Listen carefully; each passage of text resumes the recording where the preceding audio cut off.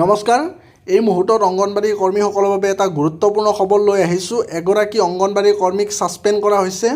অংগনবাড়ী কৰ্মীগৰাকী কি কাৰণত ছাছপেণ্ড কৰিছে আপোনালোকে শেষলৈকে চাই থাকক, গোটেইখিনি জানিব পাৰিব। তেওঁ এনেকুৱা কি ভুল কৰিলে যাৰ ফলত তেওঁক ছাছপেণ্ড কৰিব লগা হ'ল।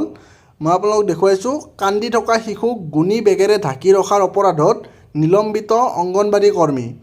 আৰু ঘটনাটো তেওঁ নিজৰ মোবাইলত বন্দী কৰি ৰাখিছিল আৰু ছ'চিয়েল মিডিয়াত দিছিল। চাই থাকক।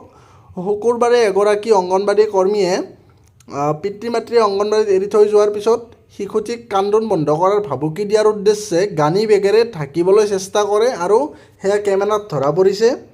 আৰক্ষীয়ে জনোৱা মতে এগৰাকী অংগনবাড়ী একাংশ শিশুৱে গ্ৰীষ্মকালীন ছুটীৰ পিছত এই আনুষ্ঠানিকভাৱে বিদ্যালয়লৈ উভতি অহাৰ সময়ত অশান্তিৰে কান্দিছিল। এটা শিশুৱে অবিৰতভাৱে কান্দি থকাৰ সময়ত এগৰাকী অংগনবাড়ী কৰ্মীয়ে তেওঁক সান্তনা দিয়াৰ পৰিৱৰ্তে কান্দি থাকিলে গানি বেগেৰে ঢাকি দিয়াৰ ভাবুকি দিছিল।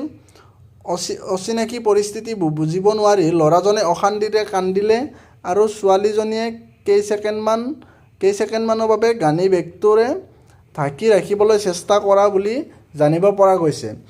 এই শাস্তি দেখি তেওঁৰ কাষত বহি থকা আন এটা শিশুৱে কান্দিবলৈ ধৰিলে আৰু অংগনবাড়ী কৰ্মীজনে শিশুটিকো ভাবুকি দিলে। যিহেতু ইয়াক এজন পথচাৰীয়ে নিজৰ মোবাইল ফোনেৰে ভিডিঅ' বন্দী কৰি ছ'চিয়েল মিডিয়াত শ্বেয়াৰ কৰিছিল, সেয়েহে টেংকাচীৰ জিলাৰ উপায়ুক্ত ৰঞ্জিত সিঙে ছোৱালীজনী কালাই চেলভিক নিলম্বিত কৰি ৰাখিছিল। ইফালে আৰক্ষীয়ে ছোৱালীজনী কালাই চেলভিৰ বিৰুদ্ধে গোচৰ ৰুজু কৰি শুকুৰবাৰে গ্ৰেপ্তাৰ কৰে। এই ঘটনাটোক লৈ শোক প্ৰকাশ কৰি বিজেপি নেতা বানাথী শ্ৰীনিবাসনে শুকুৰবাৰে তামিলনাডু চৰকাৰক অংগনবাড়ী কেন্দ্ৰসমূহৰ কাম কাজ পুনৰ নিৰীক্ষণ কৰিবলৈ আহ্বান জনায়।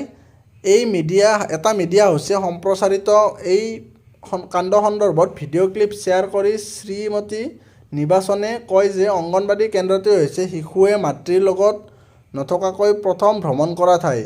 শ্ৰীমতী নিবাসনে কয়, শিশু যত্ন লোৱাৰ সময়ত অংগনবাড়ী কৰ্মীসকলে দায়িত্বশীল হ'ব লাগে আৰু তেওঁলোকৰ মাজত সাহস আৰু অনুশাসনৰ বীজ সিঁচি দিব লাগে। বিশেষকৈ তামিলনাডুত মহিলা আৰু ছোৱালীৰ বাবে কোনো সুৰক্ষা নাথাকে, এই ধৰণে তেখেতে উল্লেখ কৰিছে।